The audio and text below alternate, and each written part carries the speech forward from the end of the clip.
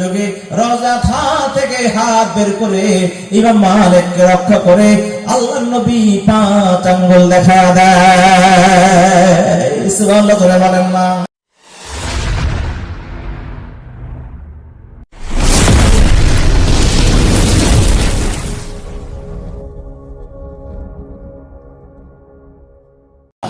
তামান্না মনেতে আমার বাসনা দিলেতে আমি যাব সোনার মদিনায়, ওই আশা পুরাইবানি আল্লাহ, এই আশা পুরাইবানি মওলা।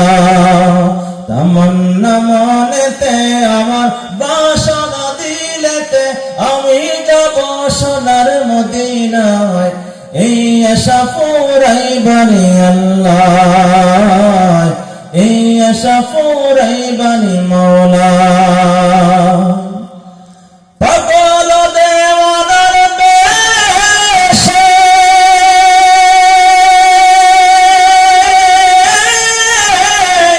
আমি দেখি আমি বসে বসে, ও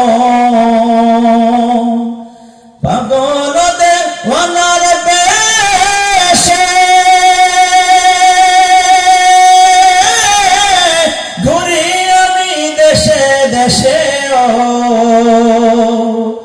আমি কেমনে যাব নবীর দেশে, আমি কেমনে যাব নবীর দেশে, রওজা জিয়ারতের দায় এই আশা পুরাইবানি আল্লাহ, এই আশা পুরাইবানি মওলা। তামান্না মনেতে আমার বাসনা দিলেতে আমি যাব সোনার মদিনায়, এই আশা পুরাইবানি আল্লাহ, এই আশা পুরাইবানি মওলা। সামর্থ নাই কাঙ্গালে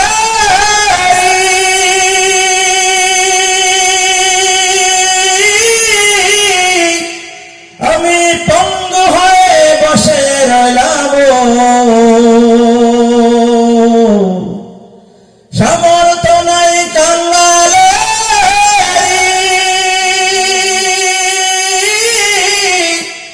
আমি পঙ্গু হয়ে বসে রইলাম। আমি কেমনে যাব নবীর দেশে, আমি কেমনে যাব নবীর দেশে, বসে রইলাম এই বাংলায়, এই আশা পুরাইবানি আল্লাহ, এই আশা পুরাইবানি আল্লাহ।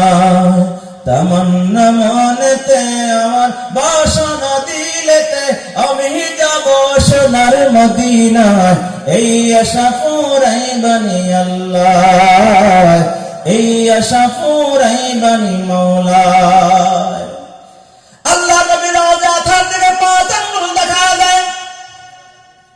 ইমাম মালিক স্বপ্ন যুগে আল্লাহ নবীর 5 আঙ্গুল দেখার সঙ্গে সঙ্গে ঘুম ভেঙে যায়। ঘুম ভাঙার পর ইমাম মালিক চিন্তা করে গেল, আমি আল্লাহ নবীর কাছে জানতে চাইলাম, আল্লাহ নবী গো দুনিয়ার জমিনে কতদিন হায়াতে বাঁচবো? আল্লাহ রাসূল দেখাইলেন স্বপ্ন যোগে 5 আঙ্গুল। 5 বছর বুঝাইলো নাকি 5 মাস বুঝাইলো নাকি 5 দিন বুঝাইলো নাকি 5 ঘন্টা বুঝাইলো, কিছুই তো আমি বুঝতে পারলাম না। এই স্বপ্নের ব্যাখ্যা তো আমার জানা নাই। তৎকালীন যুগে সবচেয়ে সর্বশ্রেষ্ঠ স্বপ্নের ব্যাখ্যাকারক ছিলেন আল্লামা ইবনে সিরিন রাহমাতুল্লাহি আলাইহি। ইমাম মালিক খাদেমকে ডাকতে বলে, হে খাদেম যাও, আল্লামা ইবনে সিরিনের কাছে দৌড়ে যা, গিয়ে বলবা এক আল্লাহর গোলাম স্বপ্ন যুগে আল্লাহ রাসূলকে দেখেছি, আল্লাহ রাসূল 5 আঙ্গুল দেখাইছে, সাবধান স্বপ্ন 10টার নাম কিন্তু বলবা না, আমি যে স্বপ্ন দেখেছি আমার নাম কিন্তু তুমি প্রকাশ করবা না। খাদেম দৌড়ে যায় আল্লামা ইবনে সিরিন রাহমাতুল্লাহি আলাইহির কাছে, গিয়ে বলে, হে আল্লামা ইবনে সিরিন, এক আল্লাহর বান্দা স্বপ্ন দেখেছে যে আল্লাহ রাসূল তাকে 5 আঙ্গুল দেখাইছে, অতএব আপনি মেহেরবানি করে স্বপ্নের ব্যাখ্যা প্রদান করুন। আল্লামা ইবনে সিরিন বলে, হে আল্লাহর গোলাম, স্বপ্ন দ্রষ্টার নাম না জেনে স্বপ্নের ব্যাখ্যা বলা যাবে না। স্বপ্ন কে দেখছে, আগে এটা জানতে হবে, তারপরে ব্যাখ্যা বলা যাবে। খাদেম বলে স্বপ্নদ্রষ্টার নাম বলা যাবে না, নিষেধ আছে, বলে ব্যাখ্যাও বলা যাবে না। খাদেম চলে গেছে ফিরে মদিনায়। মদিনার মধ্যে গিয়া বলে, হে ইমাম মালিক, স্বপ্নদ্রষ্টার নাম না বললে ব্যাখ্যা জানা যাবে না।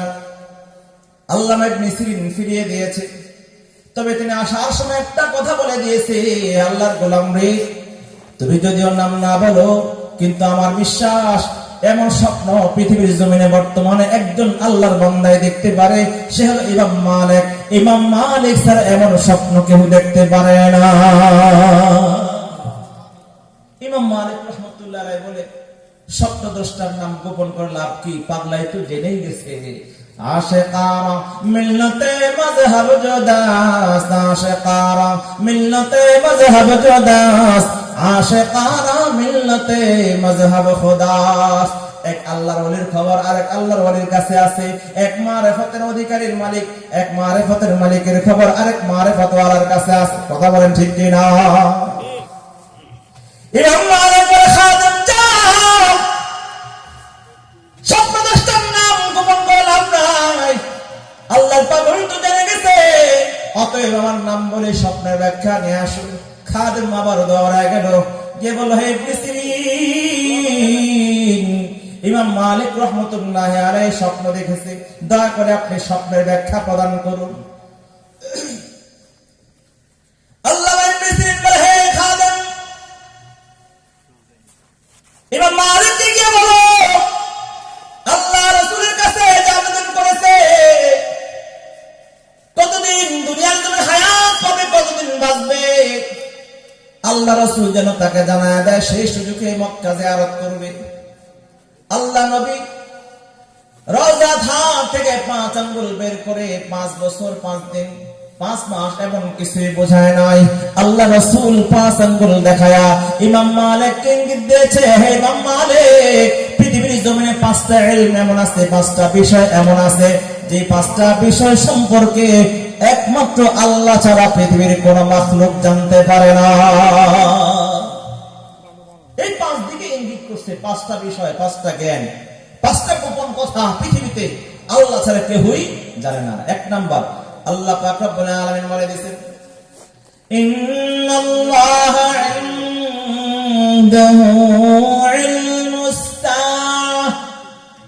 1 নাম্বার হলো কখন কিয়ামত হবে আল্লাহ ছাড়া কেউ জানে না। কিয়ামত হবে নিশ্চিত, কিয়ামত ঘটবে নিশ্চিত। কিয়ামতের নানা আলামত, ছোট বড় সিম্পটম দুনিয়ার জমিনে প্রকাশ পাবে আগে পরে। এই সব কিছু আল্লাহ রাসূল বলে দিয়েছে, কিন্তু নির্দিষ্ট কোন সময়টায়, কোন বছরে, কোন মাসে, কোন দিনে, কোন মুহূর্তে কিয়ামত শুরু হবে আল্লাহ ছাড়া পৃথিবীর আর কোন মানুষ জানে না। 2 নম্বর, আল্লাহ পাক রব্বুল আলামিন বলেন, ওয়া ইয়ালামু মা ফিল আরহাম। মায়ের গর্ভের ভিতরে সন্তান হবে কি হবে না, মায়ের গর্ভের ভিতরে বাবার পৃষ্ঠদেশ থেকে যে 1 ফোঁটা বীর্য যায়, ওই বীর্য ধীরে ধীরে জমাট রক্ত হয়, জমাট রক্ত গোশতের টুকরা হয়, শেষ ফলে এই গোশতের টুকরা সন্তান হবে কি হবে না, জীবিত হবে না মৃত হবে, এই খবর আল্লাহর কাছে আছে। ছেলে হবে নাকি মেয়ে হবে একমাত্র আল্লাহর কাছে হবে, আল্লাহর কাছে সংবাদ আছে। এই সন্তানটা সুস্থ হবে না অসুস্থ হবে আল্লাহ তাআলা জানে। এই সন্তানটা কি স্বয়ংসম্পূর্ণ হবে নাকি বিকলাঙ্গ প্রতিবন্ধী হবে আল্লাহ তাআলা জানে। আল্লাহ তাআলা ছাড়া মায়ের গর্ভের খবর পৃথিবীর কোনো মানুষ জানে না। প্রশ্ন করতে পারেন, হুজুর, বর্তমান যুগে অত্যাধুনিক মেশিন বের হয়ে আছে, আলট্রাসোনোগ্রাফির মাধ্যমে জানা যায়। আমি বলবো, আলট্রাসোনোগ্রাফির মাধ্যমে সন্তানের দেহের মধ্যে যখন অঙ্গ প্রত্যঙ্গ স্ট্রাকচার যখন তৈরি হয় তখন বোঝা যায়। যখন দেহের মধ্যে বডি পরিপূর্ণ হয়ে যায় তখন বোঝা যায় এই সন্তানটা কি ছেলে হবে নাকি মেয়ে হবে। এর আগ পর্যন্ত পৃথিবীর কোনো মেশিন ধরতে পারে না। কথা বলেন ঠিক কিনা? সন্তান দেওয়ার মালিক কে বলো? সে সন্তান দেওয়ার মালিক কে? গর্ভে মায়ের গর্ভে সন্তান হবে কি হবে না একমাত্র আল্লাহ তাআলা ছাড়া কেউ জানে না। কোন নারীর গর্ভে সন্তান হবে, কার গর্ভে সন্তান হবে না আল্লাহ তাআলা ছাড়া কেউ জানে না। অতএব যাদের সন্তান হয় না তোমরা আল্লাহ তাআলার কাছে চাও। সন্তানের জন্য কোনো মাজারে যাইবা না, কোনো পীরের কাছে যাইবা না, কোনো দরগায় মান্নত করে সন্তান চাইবা না, শিরক হয়ে যাবে। চাইতে হবে একমাত্র আল্লাহ তাআলার কাছে। আল্লাহ তাআলা ছাড়া পৃথিবীর আর কোনো মানুষ দিতে পারে না। জোরে বলেন ঠিক কিনা? কিন্তু দুঃখ আর আফসোসের বিষয় হলো অনেক মানুষ আল্লাহর কাছে চায় না, মসজিদে যায় না, আল্লাহর কুদরতি কদমের সামনে দাঁড়িয়ে দুহাত তুলে চোখের পানি ছেড়ে দিয়ে কোনোদিন কান্না করে না।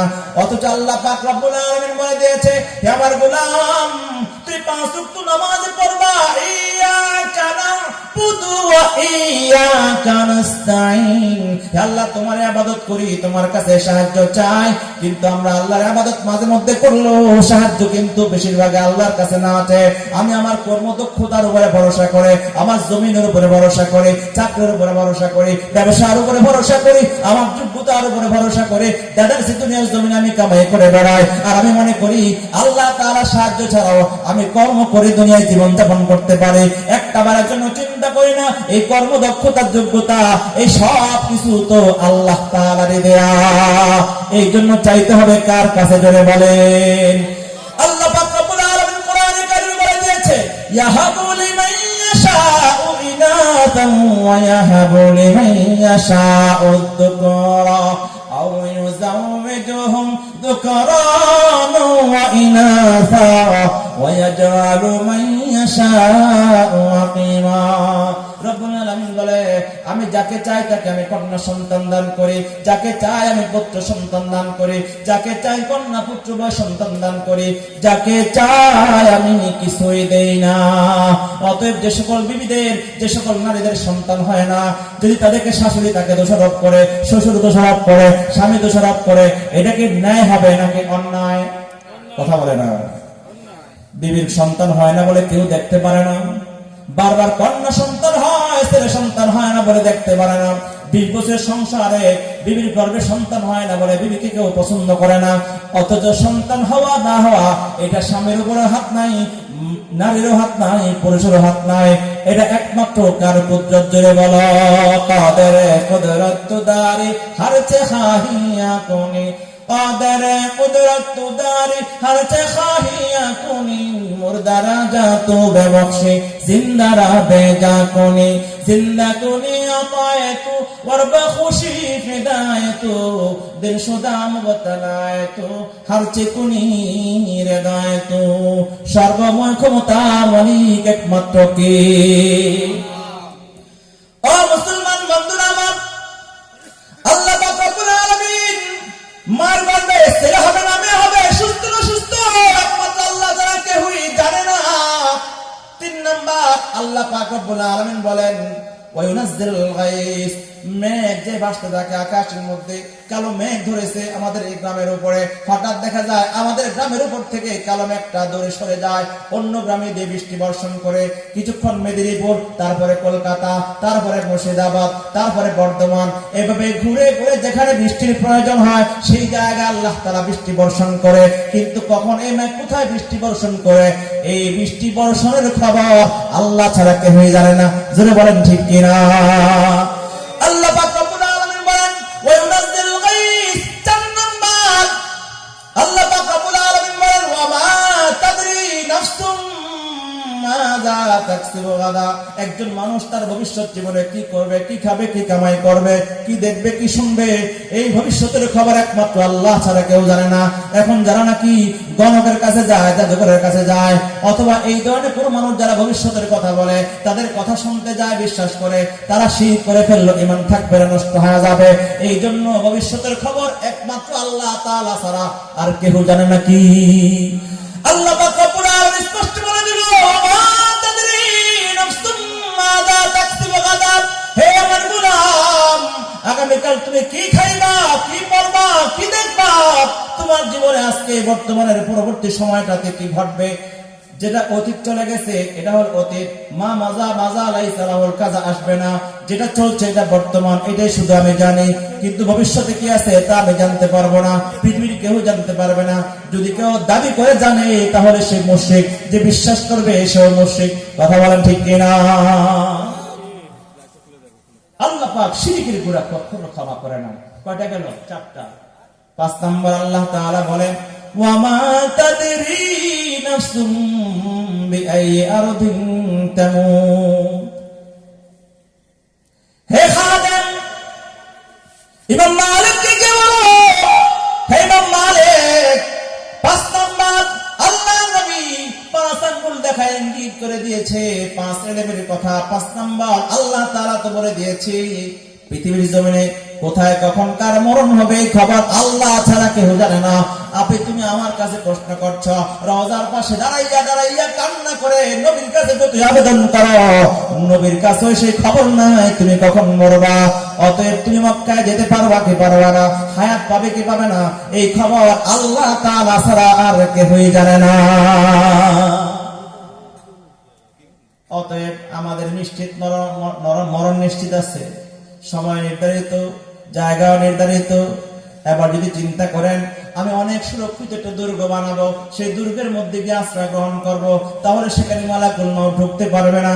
যেমন করে গত 3 বছর করোনাকালীন সময়ের মধ্যে অসংখ্য আল্লাহর নাফরমান বান্দা আছে, ইমানের দুর্বলতার কারণে তারা ভাবতো আমি যদি সুরক্ষিত জায়গার মধ্যে আশ্রয় গ্রহণ করি, আমি যদি অলোকালয় থেকে দূরে সরে যাই, গ্লাস বেষ্টিত জায়গায় যেখানে কোনো মানুষের স্পর্শ লাগে না, শ্বাস ঢুকে না, কোনো আলো বাতাস যায় না, এমন সুরক্ষিত জায়গায় যদি কোনো ব্যক্তি অবস্থান করে তাহলে ভাইরাস থেকে বাঁচতে পারবে, মরণ থেকে বাঁচতে পারবে। কিন্তু আমরা দেখেছি যে যত বেশি এমন সেফটি গ্রহণ করেছে তার জীবনে তত বেশি বিপদ আসছে। কথা বলেন ঠিক কিনা? কারণ মৃত্যু থেকে আল্লাহ তাআলা না চাইলে পৃথিবীর কোনো মানুষ বাঁচতে পারবে না। আল্লাহ পাক রব্বুল আলামিন বলেন আইনামা তাকুনু ইউদরিকুকুল মাউতু ওয়ালাউ কুনতুম ফি বুরুজিন মুশাইয়াদা। সুরক্ষিত দুর্গের ভিতরে যদি আশ্রয় নাও, যেখানে থাকো সেখানে তোমার মরণ তোমার পৌঁছে যাবে।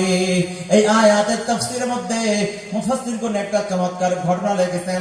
এই ঘটনা বলে আমার আলোচনা শেষ, মনোযোগ দিয়ে শুনেন। বনি ইসরাঈলের যুগে একজন আল্লাহর গোলাম ছিল, একজন বালক ছিল, এক জমিদার বাড়িতে কাজ করত।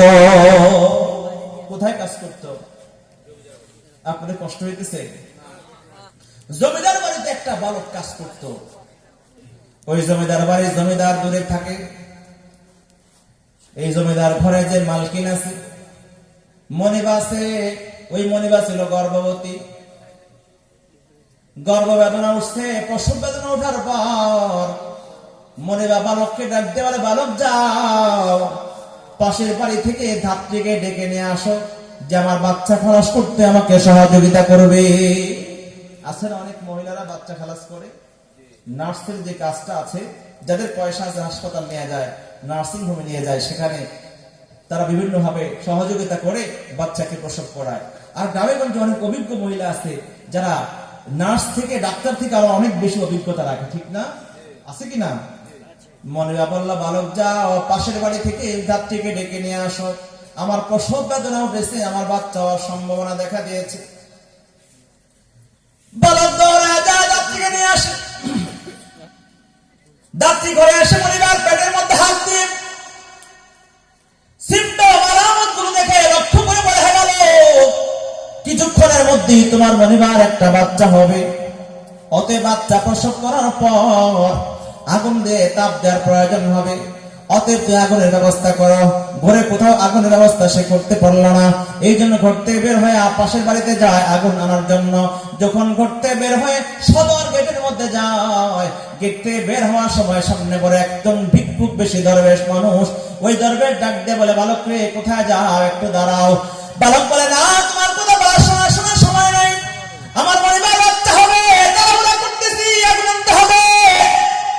ওই দরবেশ বারবার ডাকার করো, বালক যখন দাঁড়ায় না, এবার ভিক্ষুক বেশি দরবেশটি একটু কর্কশ আওয়াজে, মোটা আওয়াজে, ধমকের সুরে বলল, হে বালক দাঁড়াও, না দাঁড়ালে তোমার বড় বিপদ হওয়ার সম্ভাবনা আছে। বালকটা আবার দাঁড়ায় যায়। ভিক্ষুক বেশি দরবেশ বলে, হে বালক, আমি এই মুহূর্তে তোমাকে কয়েকটা কথা বলবো, আমার কথাগুলো তুমি মনোযোগ দিয়ে শুনতে হবে। বলে, আমার তাড়াহুড়া আছে, সময় নাই, তাড়াতাড়ি বলো। বলে, তোমার এই ঘরের মধ্যে যে মনিবা এই মুহূর্তে বাচ্চা প্রসব করবে, এই মুহূর্তে তোমার মনিবা একটা কন্যা সন্তান জন্ম দিবে। বালক বলতেছে, কন্যা সন্তান জন্ম দিলে আমার কি, ছেলে সন্তান দিলে আমার কি? এটা বলে সে আবার রওনা হয়ে গেছে।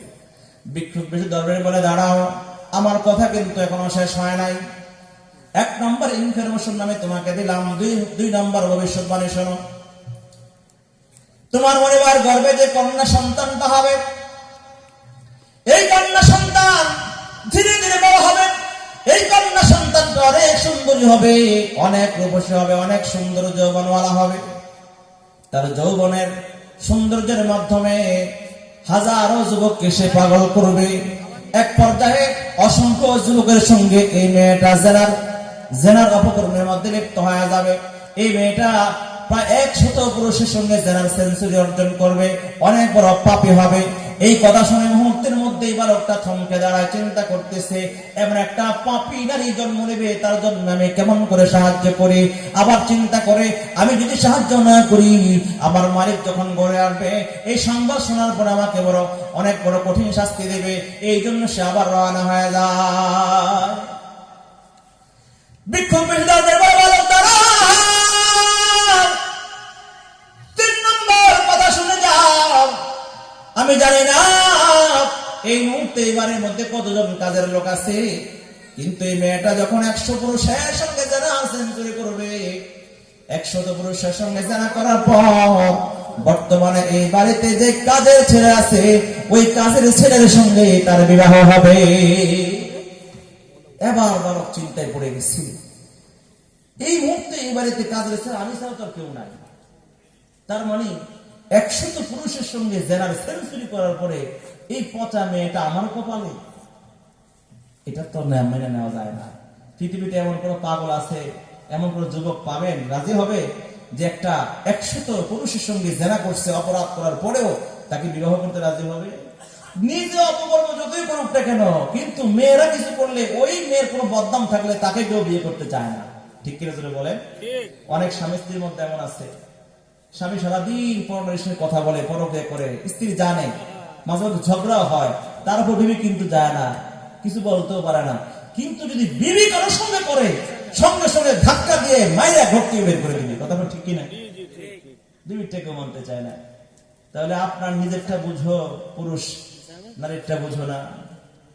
নারী অপরাধ করলো অপরাধ, পুরুষ করলো অপরাধ, সমান অপরাধ। ঠিক কিনা জোরে বলেন? কেউ অপরাধ করা যাবে না।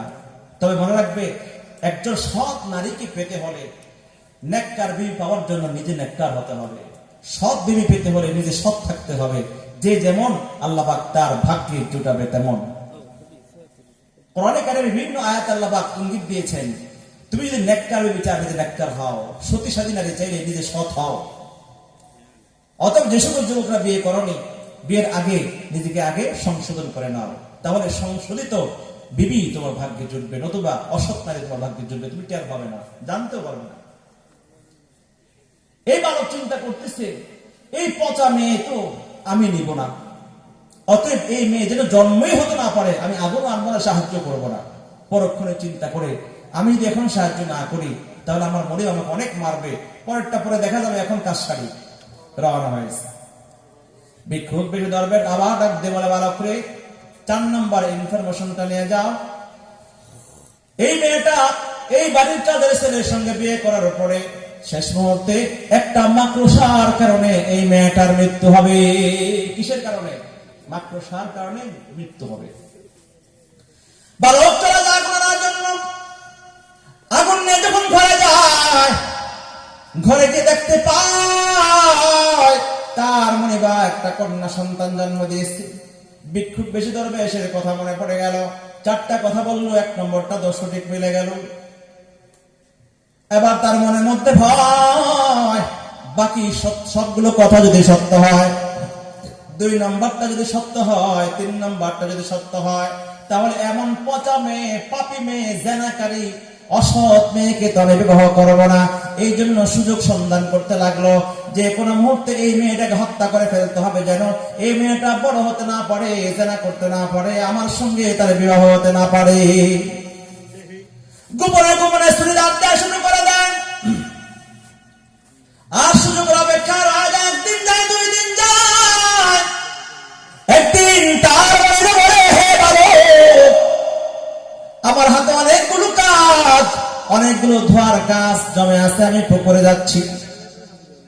আমার কাপড় চোপড় হাড়ি পাতিল ধোয়ার জন্য পুকুরে যাচ্ছি, তুমি একটা কাজ করো, আমার কলিজার টুকরা সন্তান কন্যাটা ঘুমিয়েছে, তার দিকে একটু খেয়াল রাখো, যদি সে ঘুম থেকে জাগ্রত হয় সঙ্গে সঙ্গে আমাকে তুমি খবর দিবা।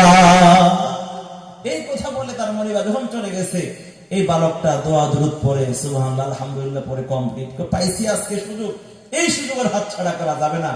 এই যে দীর্ঘদিন পর্যন্ত ধারালো ছুরি ছিল, এই ধারালো ছুরিটা হাতে নিয়ে ওই বাচ্চার পাশে গিয়ে দাঁড়িয়েছে। কচি কাঁচা সুন্দর ফুটফুটি শিশুর দোলনার পাশে গিয়ে দাঁড়ায়, হাতের মধ্যে ধারালো ছুরি। এক মুহূর্ত দেরি করলো না, সিনার দিক থেকে নাভির দিকে একটা টান দিয়ে তার বুকটা ছেড়ে ফেললো। মুহূর্তের মধ্যে চিৎকার দিয়ে ওই বাচ্চারা বেহুশ হয়ে গেল, রক্তে পরিপূর্ণ দোলনা লাল হয়ে গেল। বাচ্চাটাকে হত্যা করে বালকটা সঙ্গে সঙ্গে ঘর থেকে বের হয়ে যায়, বাড়ি থেকে পালা যায়, দেশ থেকে পালা যায়, পারিবার পার হয়ে বিভিন্ন দেশে বাড়ি জমায়। আল্লাহর কি কুদরত! আল্লাহ পাক রব্বুল আলামিন যদি কাউকে বাঁচাতে চায়, পৃথিবীর সব মানুষ মিলেও তাকে মারতে পারে না। আল্লাহ তাআলা যদি কাউকে মারতে চায়, পৃথিবীর সবাই মিলেও তাকে বাঁচাতে, তাকে রক্ষা করতে পারে না, মারতে পারে না। আল্লাহ তাআলা যা করে, আল্লাহ তাআলা বিপক্ষে কোনো ফয়সালা করতে পারে না। কথা বলেন ঠিক কিনা? ওই বাচ্চাটাকে ঢালো ছুরি দিয়ে মুখ থেকে নাভি পর্যন্ত দাগ দিয়েছে, সঙ্গে সঙ্গে 50 রক্ত বের হওয়ার পর বাচ্চা তো চিৎকার দিয়ে বেহুশ হয়ে যায়, কিন্তু রক্তগুলো জমে ওই বাচ্চার এই কাঁটাটা উভয় দিক থেকে যখন এভাবে জোড়া লেগেছিল, ফাঁকা হয় নাই, যার কারণে পর্যাপ্ত পরিমাণ রক্ত বের হতে পারে নাই। পরবর্তীতে মানুষ যখন এই বাচ্চাকে চিকিৎসা দিল, সেলাই করলো, ওষুধ মেডিসিন প্রয়োগ করলো, আল্লাহ পাক রব্বুল আলামিনের ফয়সালা হায়াত রেখেছেন বলে আল্লাহ তাআলা এই বাচ্চাটাকে সুস্থ করে দেয়। একদিন দুই দিন, এক বছর, 2 বছর, ধীরে ধীরে বাচ্চা বড় হতে থাকে।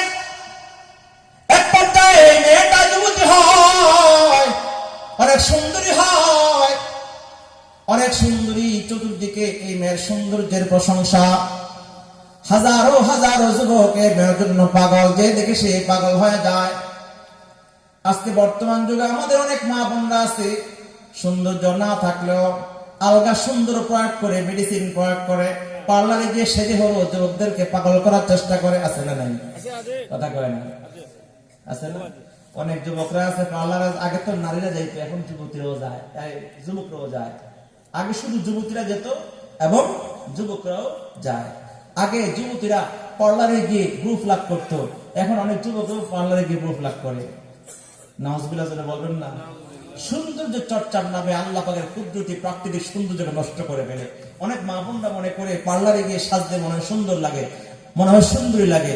পার্লারে গিয়ে সাজগুজ করে ফুল টুল লাগাইয়া বিধর্মীদের মতো, যারা পূজায় যাওয়ার সময় নানা রকমের সাজে সাজে, এখন মুসলমান নারীরাও বিভিন্ন অনুষ্ঠানে যাওয়ার সময় তাদের মতো করে সাজে। কথা বলেন ঠিক কিনা? কষ্ট পাচ্ছেন আমার কথা, দুঃখ পাচ্ছেন, এটাই বাস্তবতা। আমার বোনেরা, যদিও নিজেকে মনে করো সাজগোজ করে রওনা হলে তোমাকে সুন্দরী লাগে, আর যুবকরা তোমার দিকে তাকিয়ে তাকিয়ে হাসে এবং তোমাকে চোখে ইশারা করে, এবং তুমি এসব দেখে আনন্দ পাও, খুশি হও। কিন্তু তুমি একটা কথা মনে রাখবা, তোমাকে দেখে হাসে, তোমাকে সুন্দর লাগে, সুন্দরী লাগে এই জন্য না, তোমাকে বান্দুরি লাগে। বান্দর বুঝেন? আল্লাহ পাক রব্বুল আলামিন স্বাভাবিক যে সৌন্দর্য দিয়েছে, এটাই সুন্দর। এটি একটা সৌন্দর্য আছে, মাধুর্যতা আছে, কোমলতা আছে। এই সৌন্দর্য চর্চার নামে মা বোনরা এমন এমন পাপ করে ফেলে, যে পাপের কারণে 24 ঘন্টা তাদের উপর লানত করতে থাকে। নাউজুবিল্লাহ জোরে বলেন।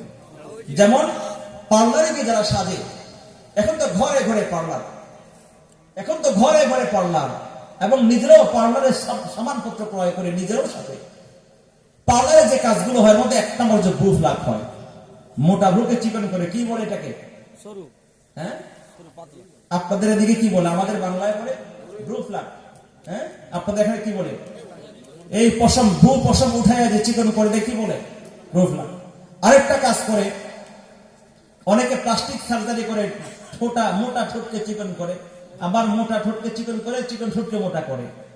আবার স্কিন যদি বড় যায়, অনেক বৃদ্ধ মহিলা আছে স্টেপ করে, অনেকে চুলে কালার করে, চুলকে স্ট্রেট করে, চুলকে কেটে ফেলে, সেটে ফেলে, পুরুষের মতো সাজ ধরে। আসেরা নাই যদি বলেন? অনেকে দাঁতের মাঝখানে ফাঁকা করে, ফাঁকা মেশিন দিয়ে, একটু একটু ফাঁকা, হালকা ফাঁকা থাকলে সুন্দর লাগবে।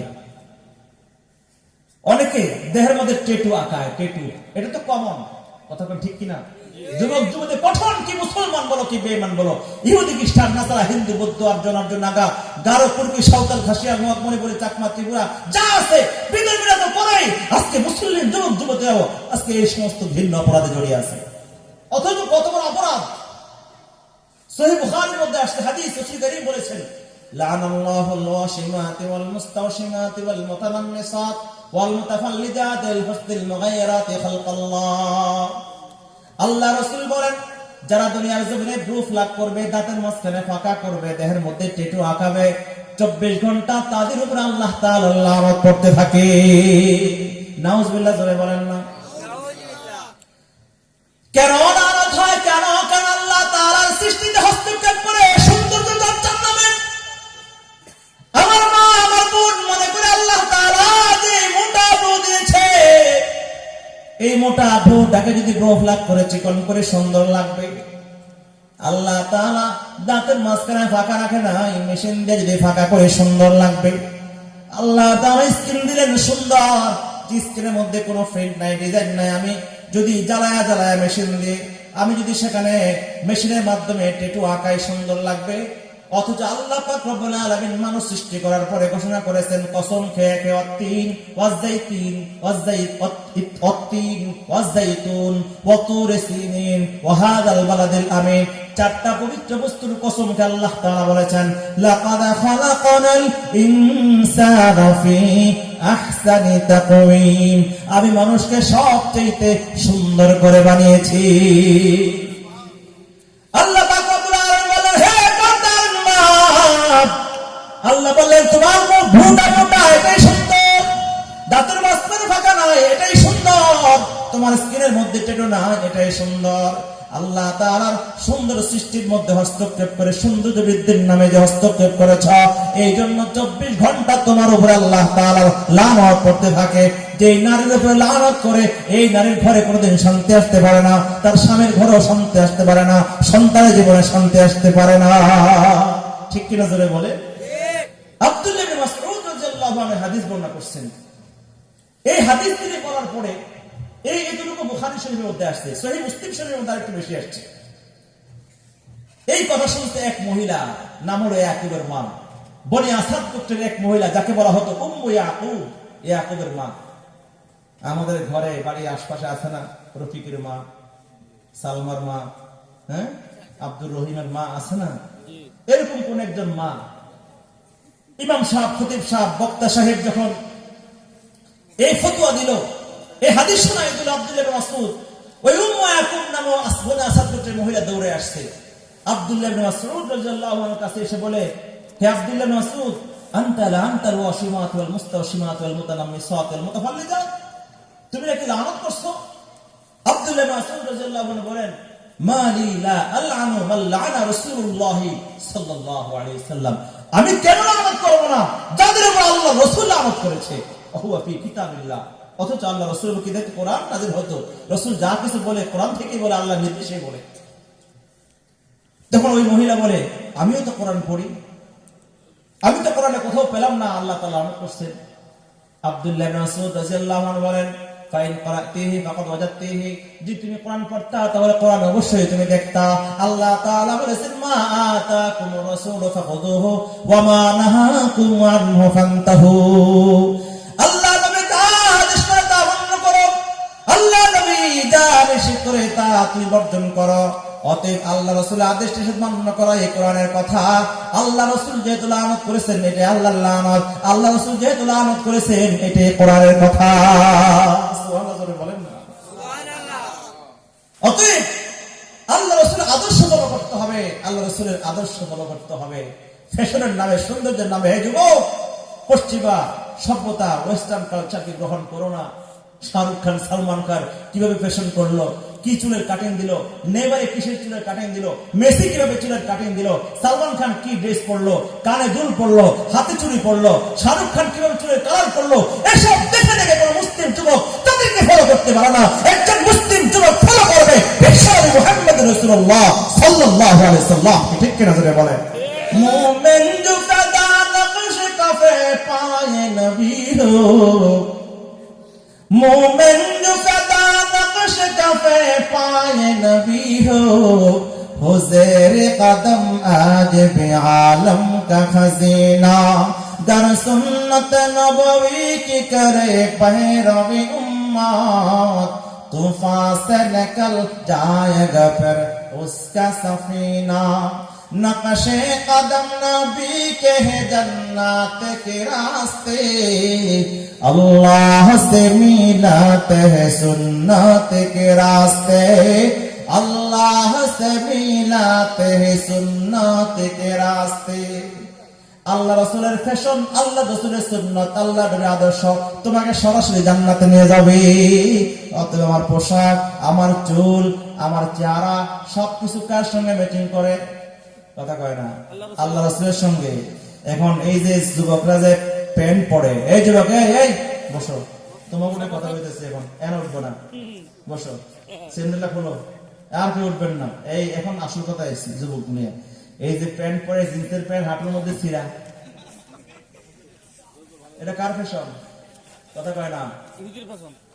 অনেক বামুন নেওয়া পরে এখন হাঁটু থেকে রান পর্যন্ত ছিদ্র 6টা। এক যুবকে হাঁটু থেকে রান পর্যন্ত ছিদ্র 6টা। জিজ্ঞাসা করলাম, কি রে তোর বাবা কি পয়সা নাই, ছিঁড়া প্যান্ট কিনছো কেন? হুজুরের ছিঁড়া প্যান্টের দাম আরো বেশি। কত? কয় 6000। কও কি?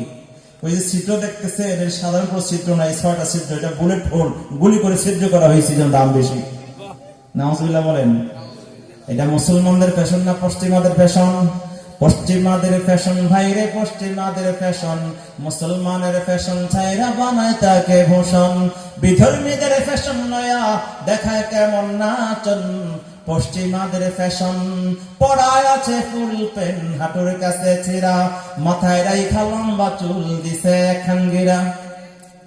কথা বলে না আছে দিকে ওই চুল দেন সাইডে নাই, সামনে দিয়ে আছে।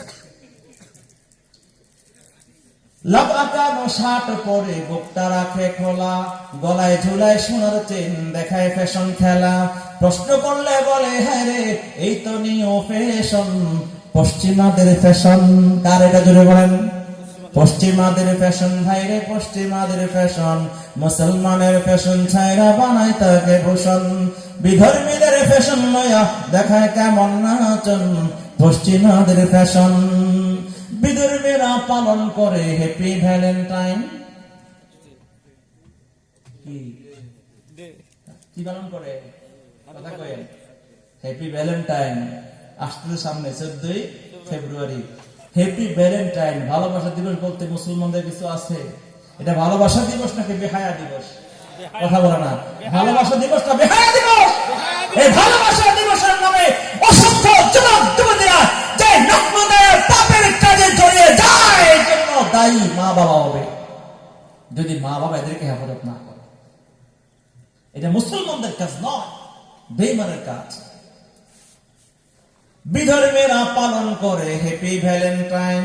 মুসলমান সন্তানেরা বলে কত ফাইন। 31 নাইটের মাঝে মদের বোতল নিয়া মাতাল হইয়া তারের খাম্বা ধইরা বলে প্রিয়া। পুলিশ ধরলে তখন বলে আমায় ধরছো কেন? পশ্চিমাদের ফ্যাশন, পশ্চিমাদের ফ্যাশন ভাইরে, পশ্চিমাদের ফ্যাশন। মুসলমানের ফ্যাশন ছাইরা বানায় তাকে ভূষণ। বিধর্মীদের ফ্যাশন লয়া দেখায় কেমন নাচন। পশ্চিমাদের ফ্যাশন কালো চুলকে লাল করে মেডিসিন মাখিয়া। আসেনি? আগুন দিয়ে জ্বালায় দেয়, দুনিয়াতে জ্বালানো শুরু করছে মাথায়। কালো চুলকে লাল করে মেডিসিন মাখিয়া, আবার কালো মেয়ে সুন্দরী হয় পার্লারেতে গিয়া। টাইটি ফিটি কাপড় পরে হাঁটে মেয়ের দল, আবার ভরে হাঁটে মেকআপ করে কত দেখায় ঢং। ঠিক নেই? আসেনি এমন? হ্যাঁ, এসব দেখে শয়তানে তো দেখায় খেমটা নাচন। পশ্চিমাদের ফ্যাশন, পশ্চিমাদের ফ্যাশন ভাইরে, পশ্চিমাদের ফ্যাশন। মুসলমানের ফ্যাশন ছাইরা বানায় তাকে ভূষণ। অতএব কোন মুসলমানে ফ্যাশন গ্রহণ করতে পারে না। মুসলমান ফ্যাশন গ্রহণ করবে আল্লাহ রাসূলের ফ্যাশন। মুসলমানদের চুলের কাটিং হবে বিশ্বনবীর চুলের মতো, মুসলমানদের পোশাক হবে বিশ্বনবীর পোশাকের মতো, মুসলমানদের দাড়ি হবে বিশ্বনবীর দাড়ির মতো, মুসলমানদের চরিত্র হবে আল্লাহর নবীর চরিত্রের মতো, মুসলমানদের চরিত্রের আখলাক হবে আল্লাহর নবী বিশ্বনবী মুহাম্মদ রাসূলুল্লাহর আখলাকের মতো। কথা বলেন ঠিক কিনা? কোন কথা বলতেছিলাম, কোথায় গেছি মনে আছে?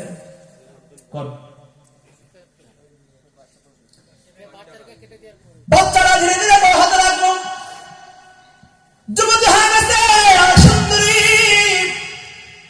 চতুর্দিকে যারা সৌন্দর্যের খ্যাতি, ওইদিকে ওই যুবকটাও ভিন্ন দেশে গিয়া বালকটাও ব্যবসা বাণিজ্য করে করে অনেক পয়সার মালিক হয়েছে। টকবকে যুবক দেশে আসছে, অনেক সম্পদ ক্রয় করেছে, জায়গা জমি ক্রয় করে বাড়ি করেছে, গাড়ি করেছে, চতুর্দিকে তার সুনাম সত্যিতে ছড়ায় গেছে, অনেক বড় জমিদার পয়সাওয়ালা।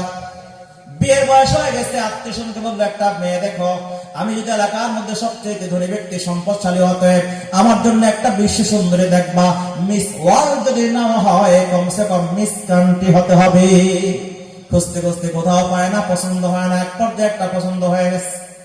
একজন সংবাদ দিল অমুক জায়গায় একটা মেয়ে আছে, তুমি চাইলে তাকে বিয়ে করতে পারো। মেয়েটাকে দেখছে, পছন্দ হয়ে গেছে, বিয়ে করে বাড়িতে নিয়ে আসছে।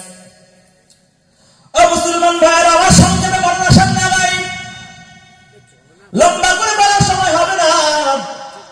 যুবতীকে বিয়ে করে এই যুবক যখন বিবিকে নিয়ে ঘরে যায়, একদিন যায়, দুই দিন যায়, সংসার চলতেছে, উভয়ের মধ্যে অনেক সুন্দর ভালোবাসা, মুহাব্বত, হৃদ্যতা, উভয়ের মধ্যে প্রেম জমে উঠছে। এক পর্যায়ে যুবকটা একদিন দুপুর বেলায়, দিনের বেলায় একদিন ওই বিবির সঙ্গে যখন অন্তরঙ্গ সম্পর্ক হয়, হঠাৎ করে ওই যুবক স্বামী বিবির পেটের দিকে তাকায়, দেখে বিবির পেটের দিক থেকে নাভি বরাবর লম্বা একটা কাঁটার দাগ। সুবহানাল্লাহ জোরে বলেন।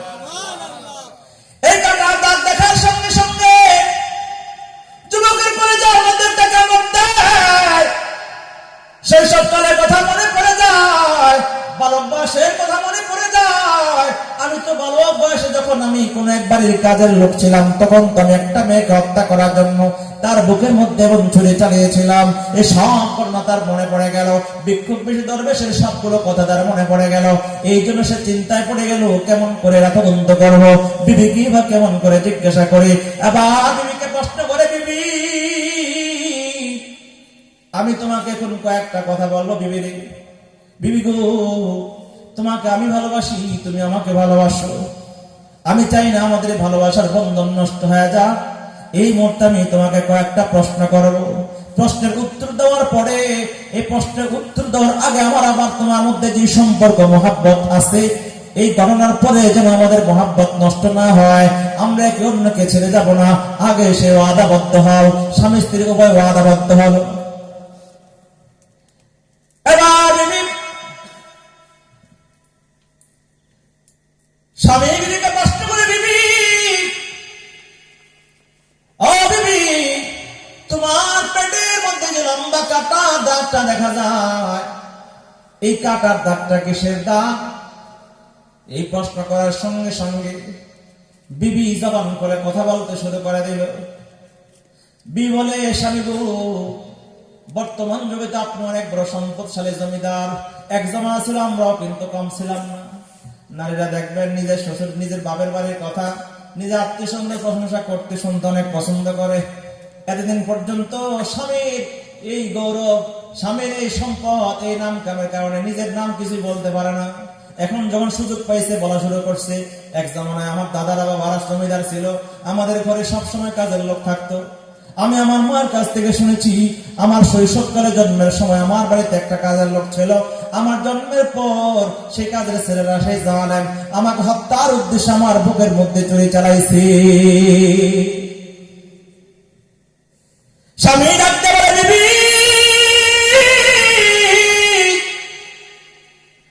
আগে ওয়াদা করেছো, ঘটনা জানার পর আমাকে ছেড়ে যাবে না।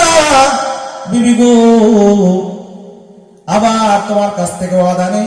বিবি রে, আমি তোমাকে অনেক ভালোবাসি, তুমি আমাকে ছেড়ে যাবে না, আমি তোমাকে ছেড়ে যাব না। বিবিরে তুমি জানো কি তোমার পেটের মধ্যে যে এই কাটার দাগ দিয়েছে সেই ডাক্তারটা কে? বলে কি? বলে আমি সেই বালক যে শৈশবকালে তোমাদের ঘরে কাজ করতাম, আর আমি তোমাকে হত্যার উদ্দেশ্যে তোমার বুকের মধ্যে এই কাটার দাগ দিয়েছি। মুহূর্তের মধ্যে বিবিরা গান্ডিত হয়ে চিৎকার দিয়ে বলো, কত বড় সাহস তোমার, কত বড় জালেম তুমি! আমার মতো ফুটফুটে একটা নিষ্পাপ শিশুর মুখে তুমি চুরি চালাইছো।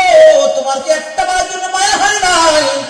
একটা বারের জন্য কি তোমার দয়া হয় নাই? স্বামী বলে, বিবি চিৎকার করবা না, চিল্লা পাল্লা করবা না। আমি যদি তোমার বুকে চুরি চালাইবার অপরাধী, হত্যার উদ্দেশ্যে তোমাকে আঘাত করতে করার অপরাধী, তুমিও কিন্তু কম না, তুমি কিন্তু 100 পুরুষের সঙ্গে জেনার অপরাধী। স্ত্রীর মনটা নরম হয়ে গেছে, চোখ নিচু করে ফেলেছে, মনে মনে চিন্তা করতেছে, আমি যে 100 পুরুষের সঙ্গে জানা করছি, স্বামী কেমন করে জানলো? বিবির চোখের মধ্যে পানি ছলছল করতেছে, রাখতে বলে, স্বামী আমি যে 100 পুরুষের সঙ্গে জানা করছি, আপনি কেমন করে জানলাম? স্বামী বলে, বিবি আগে বলো তুমি জিনা করছো নি? বলে, হ্যাঁ করেছি।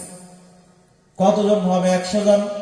বলে, জানেন অসংখ্য অগণিত। স্বামী বলে, আমার বিশ্বাস কমসে কম 100 জনের কম হবে না। বিবিরে যা হয়েছে ভুলে যাও, তুমিও ভুলে যাও, আমিও ভুলে যাব। স্বামী বিবি বলে, স্বামী গো, আমি যে 100 পুরুষের সঙ্গে জানা করছি, এটা তুমি কেমন করে জানলা?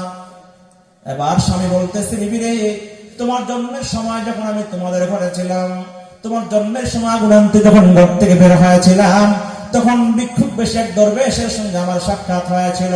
ওই ভিক্ষুক বেশে দরবেশ 1 নম্বরে বলেছিল তুমি একটা কন্যা সন্তান জন্ম হবে, 3 নম্বরে বলেছিল তোমার সঙ্গে আমার বিবাহ হবে। বিবি 1 নম্বর ভবিষ্যৎবাণী বাস্তবায়ন হয়ে যায়, 3 নম্বর আমার সঙ্গে বিয়ে হয়ে সেটা বাস্তবায়ন হয়। আমার বিশ্বাস 2 নম্বরে বলেছিল তুমি 100 পুরুষের সঙ্গে জানা করবে, 1 নম্বর যেহেতু সঠিক হয়েছে, 3 নম্বরটা হয়েছে। আমার বিশ্বাস মাঝখানে 2 নম্বর কমপ্লিট হতে বাকি না। বিবি চোখে পানি ছেড়ে দিয়ে অনুতপ্ত হয়ে বলে, স্বামী আমি হত্যার জন্য তুমি অপরাধী, আর আমি জানার অপরাধী। আমরা উভয় আল্লাহর কাছে তওবা করে ইস্তেগফার করি। তুমিও ভুলে যাও, আমিও ভুলে যাই, আমরা একে অন্যকে ছেড়ে যাব না। স্বামী বলে, বিবি রে তোমাকে ছেড়ে যাওয়া যায় না, তোমাকে হারানো যায় না। আমি আর একটা কথা এখনো তোমাকে পর্যন্ত বলি নাই। ভিক্ষুক বেশি চতুর্থ ভিক্ষুক বেশি দরবেশ চতুর্থ একটা ইনফরমেশন দিয়েছিল, একটা মাকড়সার কারণে তোমার মরণ হবে। বিবি রে তোমাকে হারানো যায় না, তোমার মৃত্যু হতে দেওয়া যায় না। অতএব মাকড়সা থেকে বাঁচাবার জন্য যা কিছু করার প্রয়োজন আমি সবকিছু করব। যেহেতু 4টা ভবিষ্যৎবাণীর মধ্যে 3টা বাস্তবায়ন হয়ে গেছে, 4 নম্বরটাও হতে পারে। অতএব আমি তোমার জন্য এমন একটা ঘর বানাবো, এমন সুরক্ষিত একটা জায়গা কামরা বানাবো, এমন একটা দুর্গ প্রাসাদ বানাবো, মাকড়সা কেন যেন ধুলা কণা পর্যন্ত সেই ঘরে প্রবেশ করতে না পারে। এই জন্য আমার সুরক্ষিত একটা দুর্গ বানান, এমন একটা দুর্গের ভিতরে সুন্দর একটা কোঠরি বানান, ওই কামরার ভিতরে এমন ভাবে আবদ্ধ করে রাখে একটা ধুলা কণা মশামাছি পক্ষী যেন বাইরে থেকে প্রবেশ করতে না পারে। ওই জায়গার মধ্যে তার ব্যবস্থান করে একদিন দুপুর বেলা আমি আপনাদের কাছে জানতে চাই, যত সুরক্ষিত দুর্গের মধ্যে যুবক তুমি আশ্রয় গ্রহণ করো, আল্লাহ তাআলা যদি মৃত্যু দিতে চায় ধরে রাখার বাঁচাবার কেউ আছে নাকি? জোরে বলো না। আল্লাহ কি কুদরত, আল্লাহ কি কুদরত। বিবি একদিন দুপুর বেলা খাবার দাবার করার পর বিছানা আরাম করতেছে, এমন সময় ঘরের ছাদের দিকে কর্নারে দৃষ্টি দিয়ে দেখি ছাদের কর্নারের ভিতরে ছোট্ট একটা মাকড়সার জাল। ওই মাকড়সার জালের মাঝামাঝি রাজার মতো রানীর মতো একটা ছোট্ট মাকড়সা বসে আছে। মহিলাদের কিন্তু হঠাৎ রাগ উঠে যায়, এত সুন্দর ঘর পরিচ্ছন্ন করে তো গুছিয়ে রাখি, এই মাকড়সার জাল কোত্থেকে আসলো? মুহূর্তের মধ্যেই নেমে একটা ঝাড়ু নিয়ে ওই মাকড়সার জালের মধ্যে আঘাত করে জমিনের মধ্যে পড়ে যায়। স্ত্রীর পাঁচের নগ্ন পা স্যান্ডেল ছিল না, মুহূর্তের মধ্যেই তার খালি পা দিয়া, নগ্ন পা দিয়া ওই মাকড়সার উপরে যখন সে দলিত মথিত করে, ওই মাকড়সার পেটের মধ্যে ছিল একটা তরল পদার্থ বিষাক্ত, মুহূর্তের মধ্যেই তার পায়ের মধ্যে যখন স্পর্শ করে সেই তরল পদার্থের বিষ মুহূর্তের মধ্যে গোটা দেহের মধ্যে ছড়া যায়, আর ওই মেয়েটা মৃত্যুর কোলে ঢলে পড়ে যায়। ও মুসলমান বন্ধু, আইনামা তাকুনু ইউদরিকুকুমুল মাউতু ওয়ালাউ কুনতুম ফি বুরুজিন মুশাইয়াদা। বাঁচতে পারে নাই, বাঁচতে পারে নাই। ও যুবক, ও পর্দার মারে, ও দাড়ি পাকা মুরগি বাবারা, আমার আপনার জীবনে এমন একটা মরণ অপেক্ষা করতেছি, কিন্তু আমার মরণটা কোথায় হবে আমি জানি না, কেমন করে হবে জানি না, কোন সময় হবে জানি না। অতএব মৃত্যুর প্রস্তুতি নিতে হবে এখন। অতীত ফিরে আসবে না, ভবিষ্যতের গ্যারান্টি নাই। আমার কাছে সময় নাই, আমার কাছে সময় আছে শুধু এই মুহূর্ত এখন। অতএব তওবা হবে এখন, দোয়া হবে এখন, নামাজ হবে এখন, প্রতিজ্ঞা হবে এখন। আল্লাহ, ভবিষ্যতের কোনো গ্যারান্টি নাই, বাঁচবো কি বাঁচবো না, অতীত ফিরে আসবে না। এখন থেকে আমরা তওবা করবো, আল্লাহ আর কোনোদিন গুনাহ করবো না, আর কোনোদিন জানা করবো না, বেপরদায় চলবো না, আর কোনোদিন গান শুনবো না, গান গাইবো না, নগ্ন নারীদের নাচ গান দেখবো না, সিনেমা মুভি দেখবো না, পণ্য আর দেখবো না। ও রব্বুল আলামিনের কাছে এই মুহূর্তে তওবা করো, এই মুহূর্তে প্রতিজ্ঞা করো, নামাজ ছাড়বা না, এই মুহূর্তে নিয়ত করো কোনোদিন নামাজ ছাড়বা না, কোনোদিন যাবাত ছাড়বা না, কোনোদিন মিথ্যা কথা বলবা না। পৃথিবীতে যত নেক আমল করার সব কিছু এখনই করতে হবে, ভবিষ্যতের জন্য রেখে দেওয়া যায় না, কারণ ভবিষ্যতের কোনো গ্যারান্টি নাই। জোরে জোরে বলেন ঠিক কিনা? রাজি আছেন ইনশাআল্লাহ? রাজি আছেন? কারা কারা রাজি হাত তোলেন? নারায়ে তাকবীর, নারায়ে তাকবীর। আল্লাহ পাক সকলকে কবুল করুন। ওয়াজ তো সবাই বুঝি, আমল দরকার। ওয়াজ তো বহু শুনি, আমল দরকার। সুন্দর সুন্দর সুন্দর কথা শোনা, সুন্দর সুন্দর কথা বলতে পারার মধ্যে কোনো সফলতা নাই। কামিয়াবি সফলতা আমল করার মধ্যে। কামিয়াবি তো কাম সে হোগি, না হুসন কালাম সে হোগি। कामयाबी तो काम से होगी, न हुस्न कलाम से होगी, फिक्र एहतमाम से होगी, जिक्र के इल्तिजाम से होगी। कामयाबी আর সফলতা আসবে আমল করার দ্বারা। যতক্ষণ পর্যন্ত এই শোনা কথাগুলো আমাদের জীবনে বাস্তবায়ন না হবে, ততক্ষণ পর্যন্ত আমাদের সফলতা আসবে না। অতএব একজন মুসলিম হিসাবে আমাদের বেসিক নলেজ সবারই আছে, আমাদের কি করা উচিত, কি করা উচিত নয়। যতটুকু জানি এতটুকু আমল করব, আর যেটা জানি না জানার চেষ্টা করব। হালাল হারাম জানা, হালাল জীবন ব্যবস্থা অবলম্বন করা, হারাম বর্জন করা, আল্লাহর প্রতিটা আদেশ হুকুম দুনিয়ার জমিনে বাস্তবায়ন করার চেষ্টা করা। পৃথিবীতে আল্লাহ পাক পাঠিয়েছে এবং পৃথিবীতে চলার পদ্ধতি পথ কি হবে তাও আল্লাহ পাক জানিয়ে দিয়েছেন রিজালুল্লাহ এবং কিতাবুল্লাহর মাধ্যমে। আল্লাহর কোরআন আছে, আল্লাহ রসুলের আদর্শ আছে। রসুলের কোরআন, আল্লাহর কোরআন অনুযায়ী, রসুলের আদর্শ অনুযায়ী আমাদের জীবনকে গড়তে হবে। কবে বলবো? যুবক যদি নিয়ত করো বিয়ে করবো, দাঁড়া হবো, নানা হবো, তারপরে তা হবে না। বৃদ্ধ মানুষ যদি নিয়ত করেন আমি এখনো হজ করি না, হজ করে তওবা করে আমল শুরু করবো, তাও হবে না। কারণ আমার সামনে এই ভবিষ্যতের জিন্দেগি পাবো কি পাবো না কোনো গ্যারান্টি তাই। অতএব অতীত চলে গেছে, আসবে না। ভবিষ্যৎ সন্দেহ আসবে কি আসবে না জানা নাই। আমার কাছে আছে সময় কতটুকু, আমল করবো কখন? এখন। কখন? যদি বলেন কখন? এখন। এই এখন সময়টা আমাদের, আর সামনেরটাও না পিছনেরটাও না। নিয়ত আছে তো ইনশাআল্লাহ। আল্লাহ পাক আমাদের সকলকে আমল করার তৌফিক দান করুন। ওয়া আখিরু দাওয়ানা আলহামদুলিল্লাহি রাব্বিল আলামিন।